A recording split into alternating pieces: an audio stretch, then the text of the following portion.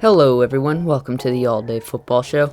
I'm your host, Jackson Kellogg, and today, little late, I didn't really have much time over the last couple days. I was able to do the Boston Tea Party podcast episode 5, but that was about all I had time for. So a little late, hopefully it'll be out sooner next week, but my game picks, first week of the season, so this will be going through all the games that have happened, or that will happen. The only game that has happened so far was Chiefs-Texans. For the record, I did put my pick for that one on Reddit before the game started. You could go follow my subreddit, r/the All Day Football Show. That'd be greatly appreciated. But on there, I said that I'd have the Chiefs winning, and they kind of stomped the Texans. So, didn't go so well for my fantasy team, but not surprised that the Chiefs won. So, Chiefs-Texans was the first game, obviously. Thursday Night Football, opening of the season. Usually it is the Super Bowl champions that play the first game of the season. Last year wasn't the Super Bowl champions because it was the Patriots. But, they were like, 100th season, let's put the Packers and the Bears on the first game of the year and have it suck. So, no, the Patriots played on Sunday Night Football and killed the Steelers. I believe was that 2 years ago? I forget who we killed in that. No, it was the Steelers. All right. But anyways, first game of the season. I did pick the Chiefs to win, but and they killed them. I thought it would be a little bit closer, but still high scoring. The Texans just couldn't find a way to get their offense going. They traded away DeAndre Hopkins, and he was what their offense revolved around. So Bill O'Brien going, I understand a little bit more now why he traded DeAndre Hopkins, looking at the contract that he got from Arizona. I mean, that was a massive contract, and the Texans did not have the cap room to pay him that. So I understand the move a little bit now, but I mean, if you look at that offense, I took Deshaun Watson this year for fantasy, and he didn't do very well until late last night. But it wasn't all his fault. He had receivers dropping the ball, receivers that were not getting open. It was horrible. And it just makes me a little bit worried for the Patriots because it sounded like they were doing even worse in camp. So if Deshaun Watson couldn't figure out how to get some of his receivers going, that doesn't bode well for the Patriots. One upside for the Texans in that game was David Johnson did look good. He looked like some of his former self, a lot more than he has the last couple seasons. So that's good. But hopefully he can keep progressing with the Texans. Maybe they'll figure out that offense. Cooks I think he only had 2 catches for 20 yards, maybe a little bit more. Will Fuller had a heck of a game. He had 8 receptions for over 100 yards. Chiefs, on the other hand, killed it in that game. Mahomes just threw dots all over the place to Travis Kelce. And Clyde Edwards-Helaire just stomped over that Texans defensive front. Demarcus Robinson had a little bit of trouble for the Chiefs offense. It was definitely a very run-heavy offense, which is very odd to say for the Chiefs. They just kept pounding it with Edwards-Helaire and then chucking it to Kelce or whoever was open. Tyreek Hill didn't even have that big of a game. Sammy Watkins got a lot of targets and receptions. I think he led the Chiefs in targets with 9. But I mean, only 6 different Chiefs players caught the ball. So, good game overall for the Chiefs. They played well defensively. Texans have a little bit of work to do. So now getting into the actual game picks. First game here, Jets-Bills. Bills look to be proving themselves this year that they are a legitimate contender in the AFC. Jets are probably just trying to not be mediocre this year. Either way, I think the Bills are going to stomp them. Josh Allen's got a new target in Stephon Diggs. Also helps out my fantasy team a good amount because I took Diggs. But the Bills are going to be just, that offense is going to be all over the place. The Jets aren't going to be able to handle it. And then if you flip it on the other side, Darnold might see ghosts over there with that Bills defense. Like, it's just crazy. You've got amazing players on all the different levels. Ed Oliver on the defensive line. Then you've got Tremaine Edmonds behind him and with Matt Milano. And then in the secondary, you've got Tre'Davious White, who just got paid, Micah Hyde, Jordan Poyer. There's a superstar on every level of that Bills defense. So they're going to be kicking the Jets' butt. I think the over-under was like 6.5. I would take the over because it's going to be a bloodbath for the Jets. Next, we've got Vikings Packers. Packers going into Minnesota. Aaron Rodgers going to be trying to prove that he is still a good quarterback, that they shouldn't have taken Jordan Love, that they shouldn't have been a little bit less stupid and should have taken a wide receiver because now they're in wide receiver hurt, just like last year. But that's none of my business because I'm not a Packers fan. Look for Tom Grassi on more on that because, Packers. But I do think the Vikings are going to win this one. Their secondary is going to be a little bit iffy this year just because it's a lot of younger players. But good thing the Packers have no wide receivers, so as long as they can cover Devontae Adams, which all they got to do is double cover him and then watch Aaron Jones in the run game, they should be all set defensively this game. They did have to put Danielle Hunter on injured reserve with an undisclosed injury, but they did just trade for Yannick Ngakoue, so I guess it offsets a little bit. They'll definitely have a scary front seven when Danielle Hunter comes off IR. But even though they lost Diggs, the offense is just going to run through Dalvin Cook with Kirk Cousins play actioning when he can to Adam Thielen and Justin Jefferson. Next, we have the Eagles against the Washington football team. I'm actually kind of surprised I found a graphic with that logo. There were a couple of this graphic type that I couldn't find. I was a little upset. You'll see him later. But Washington football team, they're starting Haskins, which makes so much sense that I don't understand the people that are calling for them to start Alex Smith.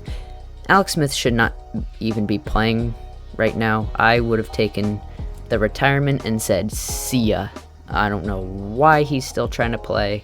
They've got him as the backup, whatever. He's gonna become the new Josh McCown, where he's probably just gonna bounce around places and be the mentor backup. Hey, speaking of Josh McCown, he's on the Eagles practice squad. Oldest player to ever be on the practice squad. So crazy, at over 40 years old. And what's even crazier is that he's like the fourth, because they've got Wentz, Sudfeld, Ertz. I think he's fourth and on the practice squad. So what they did was they just said, Josh McCown, you know the offense. We don't really need you to practice. Just, you can stay home in Texas. You don't really have to do much. Just stay healthy, stay fit. And if we lose all three, Wentz, Sudfeld, and Hurts, then we'll give you a call. All right, but other than that, you relax. Yeah, that's the Eagles' plan. And it's probably going to work because as long as Wentz stays healthy this year, they're going to be competitive. I don't think the Eagles are going to make the playoffs, but that video will come at another time. Again, a little later than expected. But Eagles are going to thrash the Washington football team here. The defense for Washington I don't know how to say it. It looks like it's not going to be great this year, but over time, it's going to build up. I mean, the defensive line looks great. You've got Deron Payne in the center, Chase Young on one edge, Ioannidis on the other. That's a great defensive line right there. Then at linebackers, you've got Kerrigan for now. He's going to be retiring soon. And then the secondary, you've got Ronald Darby and a couple other players. It's a strong core that looks to get better. Their biggest hurt this year is going to be that Haskins has nobody to throw to other than Terry McLaurin. So, Eagles get the dub. They're going to just trash them horribly. And if they don't, that's a little bit sad. Next game. Now, this is a fun game to watch. Sadly, I don't get it on my YouTube TV. But Browns-Ravens, going to be an all-star game. Lamar Jackson, I'm a little worried for because he's Madden cursed. But, and the argument that Mahomes broke it. Mahomes had a season-ending injury that he came back from in 3 to 4 weeks. That's still cursed. He's just superhuman and crazy. So, Ravens-Browns. Browns are brought in Kevin Stefanski this year to be the role model of a coach that a head coach should be, that Freddie Kitchens was not. And he's going to try and turn around Baker Mayfield in that offense that was so abysmal last year. They're going to hope to get better this year. Hopefully make the playoffs. I think Baker Mayfield's career is going to ride on this season. If they suck, he's done. If they don't suck, he gets a new contract. Woo! So that's what Baker Mayfield's playing for. I do think the Ravens, though, win this game. Just because that team is so complete, you can barely find a hole on that team. The only hole you can really find right now is in the safety spot because they let Earl Thomas go. But I mean, they did that because they feel that they're okay there. They would rather try and figure out that position than deal with the locker room trouble that Earl Thomas was. So that says something, and that's pretty much why Earl Thomas hasn't been signed, because nobody wants him. He's a cancer. So Ravens beat the Browns. I think it'll be close. The Browns did give the Ravens a run for their money last year in the games that they played, which is really surprising, considering who the Browns were able to beat and not beat. So Ravens will win, but look for the Browns to keep it competitive. Colts Jaguars. This may be one of the most boring games this Sunday. You've got the Jacksonville Jaguars, who've got nobody on defense anymore other than CJ Henderson and Miles Jack. And then you've got, on offense, Minshew. Their wide receivers, not going to lie, do look decent. You've got DJ Shark, Chris Conley, D.D. Westbrook, Keelan Cole, and Laviska Shenault. That's not a bad receiving core. Haskins is looking over there why couldn't I get drafted by the Jaguars? But, they're looking alright on offense, other than the fact that they have no running backs, because they thought it was a good idea to cut Leonard Fournette. Yeah, the Jaguars are... When they had the talks last year about the Dolphins going 0-16, this might be the year the Jags go 0-16. We'll find out. Now, the Colts, on the other hand, everyone's hyping up as this big playoff Super Bowl contender. I don't have statistics right now to back my argument, but we're going to put it on record that the Colts are not going to make the playoffs this year. They're going to suck. Phillip Rivers looked so bad last year, and he's not going to be a step up from Jacoby Brissett. They've got too many young players on that offense that they're going to try and rely on. Michael Pittman as your wide receiver 2. Look what happened when they tried to use Paris Campbell as a wide receiver 2. So now Paris Campbell's your wide receiver 3, and you've got Zach Pascal, and then mix that with T.Y. Hilton. T.Y. Hilton's going to be covered, and then you're going to be relying on these rookies. Rookie wide receivers are not the position to rely on. You got to ease them into it. That's why DK Metcalf did well last year. AJ Brown did well. Marquise Brown was up and down. So, where N'Keal Harry, he got injured, but then they just shoved him into the offense, and he couldn't get a rhythm with Brady. So, that's where you see the mix. So, if they're just throwing Michael Pittman out there, he's screwed. So screwed. And then the defense, the secondary is overrated. Now, the defensive line is still good. Linebackers are good. They brought in DeForest Buckner. But, the secondary is going to have troubles keeping up with some of the offenses in the AFC. It's not a good matchup. the Colts do win this game just because the Jacksonville Jaguars are going to suck this year, but the Colts are definitely the Colts this year are the Browns of last year. They are being overly hyped. Don't feed into it. And I really hope I'm not going to regret this 3 months from now. Next game, Raiders-Panthers. This is going to be an interesting matchup. Panthers at home are going to have their first game with Teddy Bridgewater at the helm. Again, I don't think that's a very smart decision, but I'm no NFL general manager. Would like to be one day, but for now, I'll stick to getting 30 views on these videos at most. Anyways, Derek Carr is a highly underrated quarterback. If you look at his statistics over the year, he's not a game manager.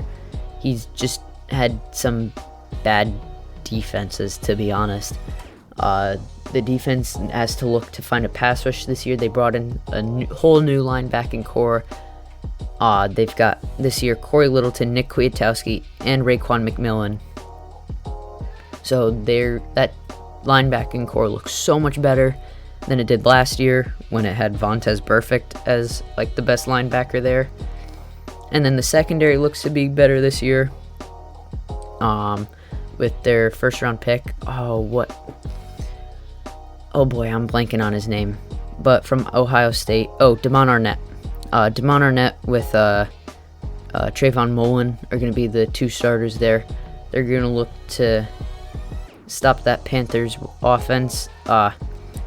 Hopefully, it's a high-scoring game for Christian McCaffrey holders and fantasy's sake. But I think the Raiders get the win here. The Panthers are going to have to figure out what their identity is. That defense looks abysmal, and it might be a little bit of a high-scoring game with Henry Ruggs just getting deep balls down the field because the Panthers have nobody to cover him. But Raiders are going to take the win on this one. Lions-Bears. This is also another... This when you've got Colts Jaguars in the AFC, Bears-Lions is the NFC version. Or no. They're second to Giants Washington. But Bears all-star defense with a horrible offense. Lions all-star offense when Stafford is healthy. On defense. So what does that mean? This is going to be a low-scoring game because Lions win because all Stafford has to do is play a little bit good, and they'll get some plays on that they'll end up with some good plays against that defense at some point. It's not the Bears defense is good. It's not shut down defense.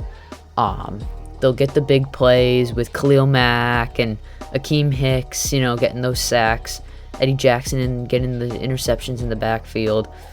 But they're not a shutdown defense like you have the Patriots or the Saints even at times, the Chiefs, Ravens. Ravens do both. They're shut down with a splashy defense. Like the Bears, you always hear about the Bears defense, but I think it's a little more overrated than it actually is. And Stafford's going to prove that in this game. Also, we're going to make a bet. Trubisky throws. We'll go with 2 interceptions. 2 interceptions for Trubisky with a possible fumble. Falcons Seahawks. So this is going to be my first upset type pick. I do have the Falcons winning for the reason that the Seahawks don't play very well at the start of the season. If you'll remember correctly, they almost lost to the Bengals in their first game last year. Bengals only won 2 games the whole season. The Falcons, so Dan Quinn almost got fired last year. The Arthur Blank, the owner, went to him and said, "You get one more shot. One more." So what does that mean for Dan Quinn? He's going to go all out this year. The Falcons are going to be competitive as long as they can keep their players healthy. They're going to be around the 7-win to 10-win area, They've got a they've got a low ceiling but a high floor, you know. So they're around that middle area, competing for like the 6th, 7th wild card spot. Do I think they'll make the playoffs? Maybe. Depends on how well they win some of those close games. But Matt Ryan's going to be chucking the ball all over the place with Julio and Calvin Ridley. Seahawks, on the other hand, it's nothing. I don't think it's that the Seahawks are going to suck in this game. I just think that they're going to be trying to figure themselves out at the start of the season. O-line is going to have to be a little bit better this year. The defense is going to have to figure out how they're going to sack the quarterback because they have absolutely no pass rush. And they're relying on L.J. Collier. That wasn't last year. No, it was last year's draft. They took L.J. Collier, and he did absolutely nothing. So, yeah. I don't know what they think he's going to do. That's already a bust right there. But Seahawks, no pass rush. Bobby Wagner is going to be a little bit screwed in that linebacking core because he's going to have to keep going up into the box, stopping the run. They're going to have to use them everywhere in order to keep that front seven intact. So, Falcons win. Will be close, but they'll pull through. Patriots Dolphins. So, I did a lot more of an assessment on this in the latest Boston Tea Party podcast episode number 5. You should go check that out after this if you haven't already. So, I'll just be quick. Patriots win. They stomp them. Cam Newton somehow gets some touchdowns in there with that abysmal wide receiving core the Patriots have. Just because the Dolphins, the way I explained it was with COVID and how these teams did training camps, the teams that stayed more intact are going to be better. They're going to have better chemistry, whereas the Dolphins brought in, it wasn't that they lost a ton of players, they brought in a ton of players. So they have to learn that new system, like, right off the bat and work together on it. Whereas the Patriots, they lost players and they're trying to fill it in. So, like, they lost Danny Shelton in the offseason, so just starting, like, from front to back. So they lost Danny Shelton. Adam Butler's going to have more of a role. Byron Court's going to have more of a role. And when Bo Allen's healthy, Bo Allen will go in there. Dante Hightower opted out, so Bentley's going to have more of a role. They drafted Uche Jennings, and they brought in Copeland. All those guys are going to have a role. So that's similar to the Dolphins situation where they brought in players. Chung opted out, so Adrian Phillips and Duggar are going to have to figure that out. So that's, again, similar to the Dolphins. But the Patriots, they've got Bill Belichick as the coach. It's as simple as that. Patriots win. Easily. Chargers, Bengals. Joey Burrow in his first game back. I wish this was Joe Burrow against Justin Herbert. Just for rookie against rookie. Joe Burrow's got way better offense than the Chargers do this year. Chargers are another team that are a bit overhyped, but, you know, that's none of my business. Bengals are going to be they'll be a little bit better than last year, but they're still going to have to figure themselves out defensively. Chargers also they're going to have to figure themselves out offensively, and they're going to hope the defense can stop dropping like flies from injuries, because Derwin James is again out for another season. So I think as good as of a player as Derwin James is, I think the Chargers are kicking themselves a little bit for not taking Minkah. So that kind of sucks for them, but they'll figure it out. Bengals win, just because Burrow's going to light up that defense. Not really, but it'll be close. But that defense is definitely highly overrated. They've got too many aging players on the Chargers defense there. And if they keep getting injured, they're screwed. Niners, Cardinals.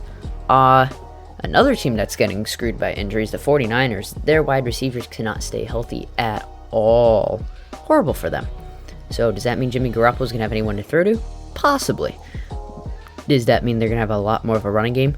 Yes, sir. They're going to be handing that ball off over and over and over and over and over and over and over and over and over again to Raheem Mostert, Tevin Coleman, Jerick McKinnon. They're going to be like, all right, Mostert, here's 2 handoffs. Oh, we'll rotate you out. Tevin Coleman, here's 2 handoffs. Oh, rotate you out. McKinnon, oh, here's 2 handoffs. Oh, Mostert, 2 handoffs. Coleman, 2 handoffs.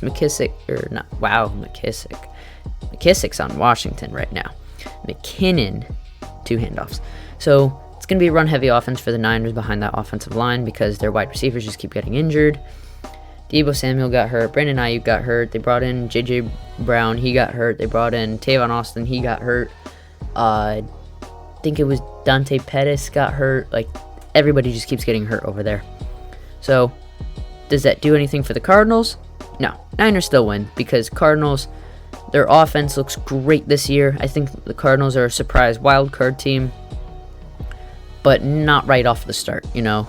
That Niners defense is still really good. The Cardinals still don't have an offensive line, and that defensive front seven for the Niners is just going to sack Kyler Murray again and again. DeAndre Hopkins is nice over there, though. Cardinals lose in a close one to the Niners, but look for the rematch to be competitive later on in the season. Saints-Bucks, I think this is a game everyone's interested in watching this Sunday. Brady versus Breeze, part 1 of the season of a possible 3-part series. Definite 2-part, depends on how successful the rest of their individual shows are. But Brady and Gronk against Breeze and Michael Thomas. I'd say this would be high scoring, except both teams have good defenses. So I have no clue what to expect from this game, other than that the Saints win, because the Saints barely lost any players this offseason, and they filled the holes that they needed. They needed a wide receiver too, so they went and got Emmanuel Sanders. They went and brought in Malcolm Jenkins to help out the secondary. And they just solidified the offense.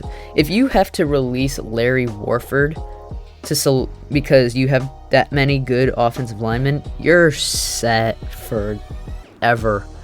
Like, they're just chilling in that spot with that offensive line because a lot of them are still on rookie contracts. Eric McCoy, who they drafted last year, looking great. They just took Cesar Ruiz. The offensive line looks great. Both of these teams are going to be competitive this year. Both are going to be competing for that title NFC champion to go to the Super Bowl and face probably the Chiefs because there's no one else competitive in the AFC.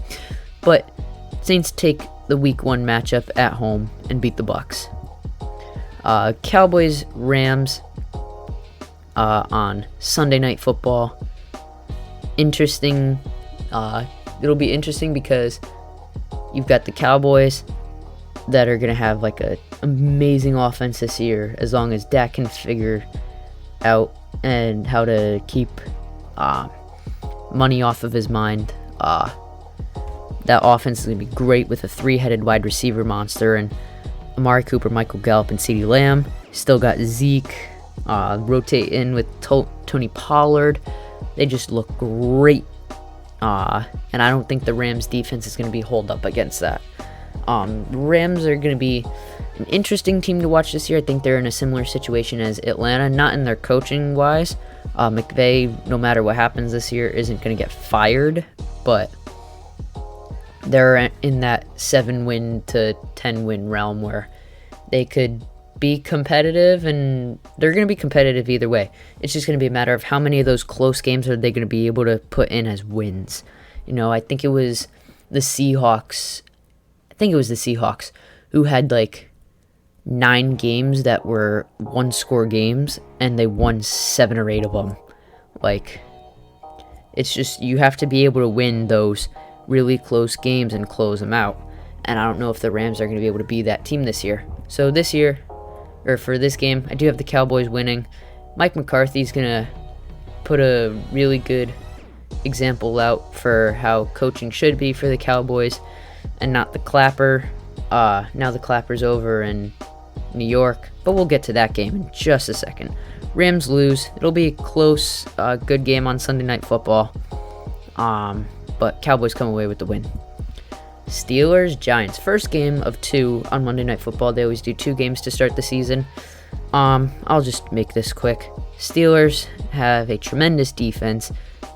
Giants do not have a tremendous defense.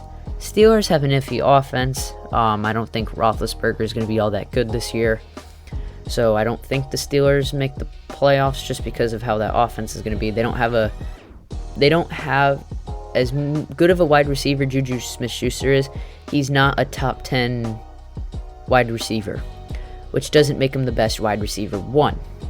So what happens there is that you've got a wide receiver 1.5 and then a whole bunch of wide receiver 3s. Deontay Johnson, not a wide receiver 2. Yeah, he could develop into one.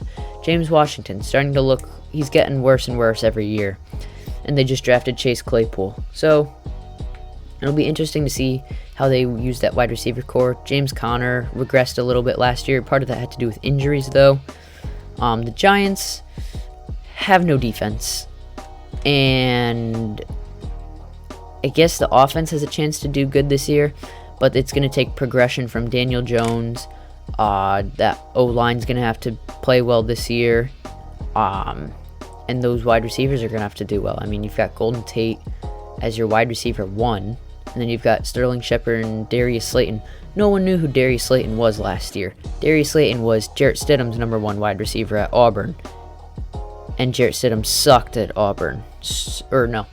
Auburn's offense sucked. Stidham wasn't that bad. But, I mean, Darius Slayton was their number 1 receiver over there, and the Giants made him into a pretty decent receiver somehow. I guess that's one thing Pat Shurmur did well for them. But he's gone now. Steelers win. It probably won't be close. Good 7 o'clock game, though, on Monday Night Football. Last game of the week, Titans-Broncos. This is the game people are going to much rather watch on Monday night. Got Drew Lock with his whole new, awesome-looking offense.